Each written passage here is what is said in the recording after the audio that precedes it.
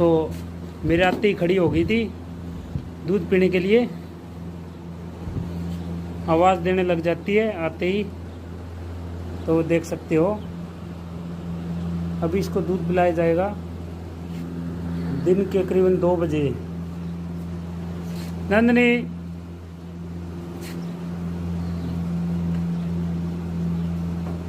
ये देखो भाई दोस्तों,